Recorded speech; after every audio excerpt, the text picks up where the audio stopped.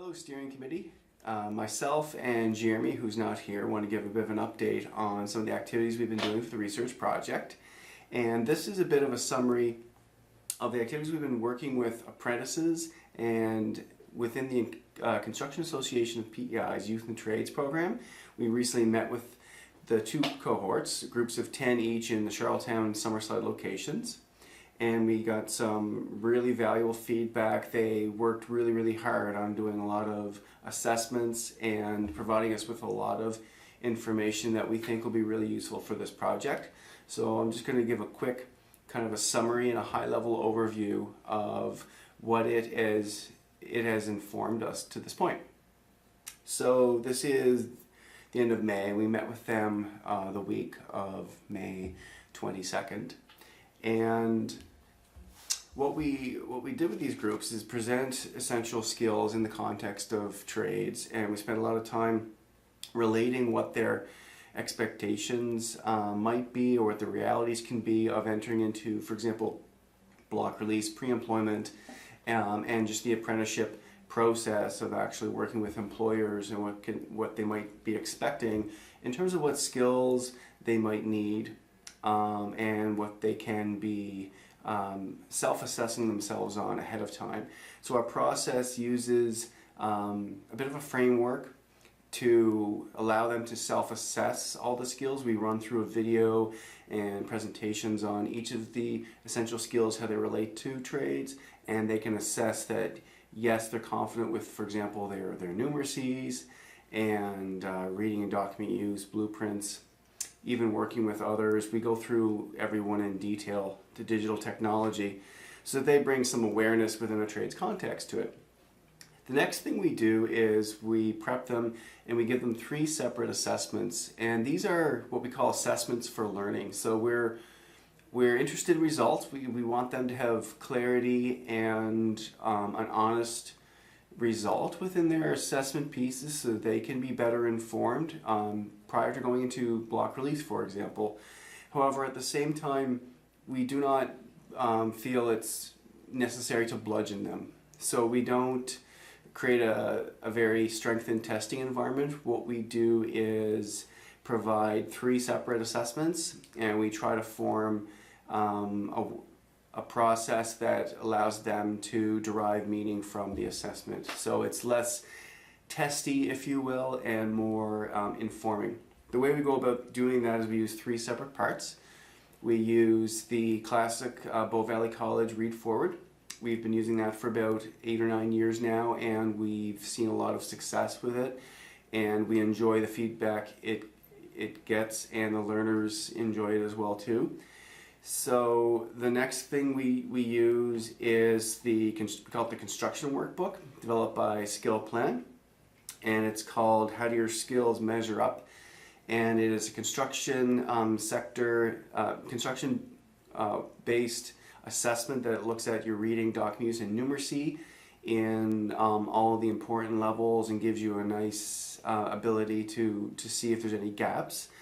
And the last thing we did was on ITA, the Industry Training Authority, online assessment that we have set up our organization, and we record everybody's results, and they can go in there and choose their appropriate trade, welding, carpentry, plumbing, electrical, etc., and they get to go through that assessment piece as well too.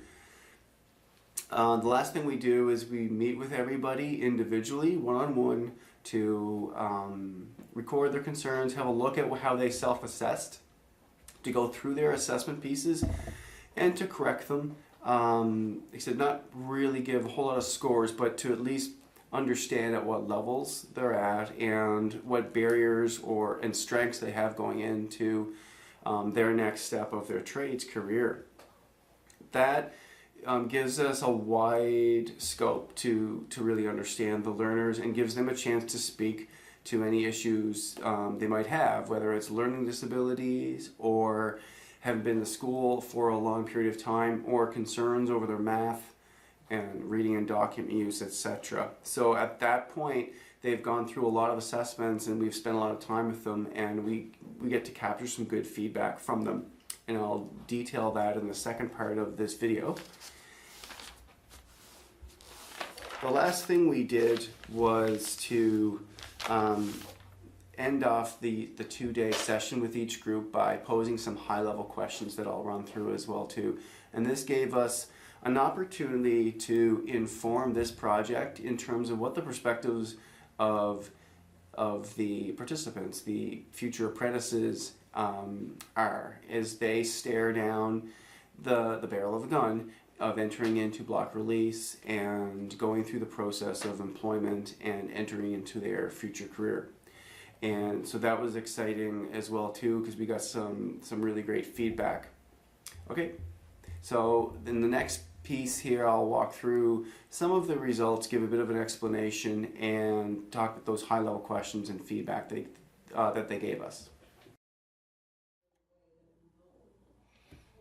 First thing everyone does is record their essential skills, self-assessment results, watch a video, go through a presentation, explainers, and everyone gets to kind of do a snapshot of all their skills and any notes as they relate. They also get some feedback on their read forward, reading and document use performance, and any of the skills that they might be struggling in.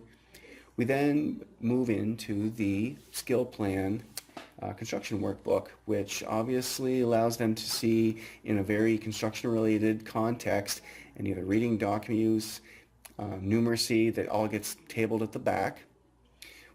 Finally, they move through the ITA, and we record everybody's results. They get a very detailed plan. As we know, the ITA likes to strip the paint off you and showcase your reading, document use, numeracy skills. But people seem to really enjoy it. We get good feedback, and I think part of it is that they get to carry these results with them. That includes a learning plan with helpful links and videos and everything on any of their weak areas.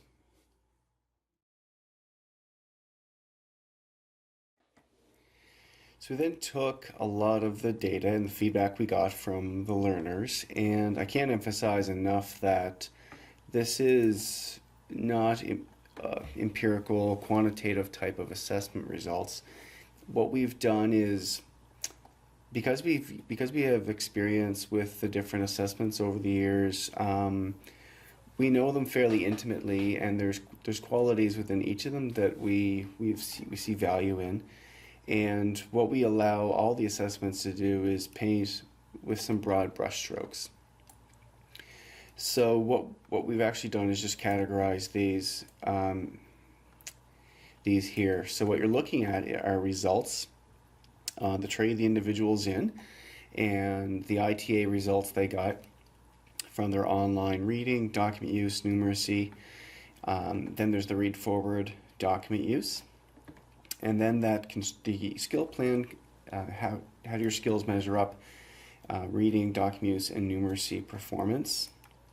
And we also grabbed some notes and any potential learning disabilities and various feedback that they were interested in disclosing. So based on this, we just did some simple color coding. And without getting too deep into this document, I just wanted to showcase that the scope of essential skills is far and wide. But overall, what you're looking at is a situation where most people have quite a bit of skills, and that if we look across the board, we can see that there are some common threads, for example, between low reading, document use, numeracy, and how it relates to their read forward assessments, and even getting into the construction workbooks, for example. So across the board, we can paint a picture. The other thing that we really learned from this process was that learners are entering into block release, they're entering into the apprenticeship, going to work for companies, and they're going to be engaging for these 6-week stints within block release as learners. And they are coming to this learning environment with all of the shapes, sizes, hopes, dreams, fears, and attributes that learners entering into any academic program have. They have anxiety, learning disabilities, they have strong essential skills, they have medium essential skills, and they have low essential skills as well too.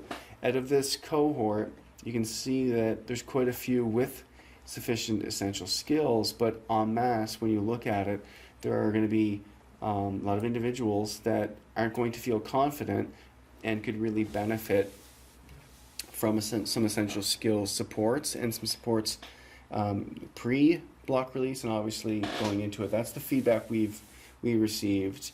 Some notes that we'll showcase later. Here's a good one, is that one of the learners mentioned, what would you do if you didn't have an assessment? If you just walked into block release without any assessments, it could be very stressful for the individual. Some spelling mistakes there. And that's what we've noticed, is that they enjoy the assessments, if you will. They certainly would rather go through it in a meaningful process ahead of the time rather than show up and leave their work, go on EI, what have you, go through the process of block release, trying to impress themselves and pass it, and also impress their employer and not, return to work having failed. So that is the general feedback we got from anyone, whether they're at even the lower levels or the higher levels of the essential skills. That was pretty valuable. So I also want to point out a couple questions that we asked the entire groups at the end of this, and this was some great discussion, and both centers provided different answers. The first question was essentially, what sports do you think you would need to feel confident going into apprenticeship? And the answer doesn't necessarily line up fully with the question, but that's okay. What they said was they want to find the right employer. Everyone agreed on this, that will train properly, effectively, have time for you, etc. So they want, obviously, their experience to be meaningful and worthy on their side as well, too. The other question we posed was, what essential skills areas do you think apprentices would potentially have gaps in? And this was after being exposed to the full scope of everything we just walked through. And obviously they said blueprints,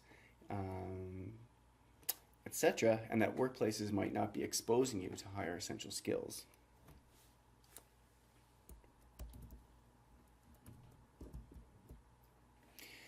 In the next group, we asked them, and we got a few different responses. Theirs were more perhaps earthy and practical type of responses. They said housing, time to study, a lot of people that go back to block release of kids, rent, etc., so it could be financially difficult. If you have no family supports, it is difficult. If you live at home, no financial responsibilities, that is quite a different scenario. This relates back to the notes we received, and I think the statement we said that these are full scope learners that enter into a period of their life where they come to block release and are working through an apprenticeship process where they have just as many real realities as learners do. And these statements is what informed us towards that. The second is some awareness, support, and training or prep and essential skills before part of the block release process. They felt fairly strongly that going through this essential skills process in a trades context obviously worked out well for them, and they appreciated allowing themselves to see where they're at and come up with a little bit of a plan in place before they get into block release itself.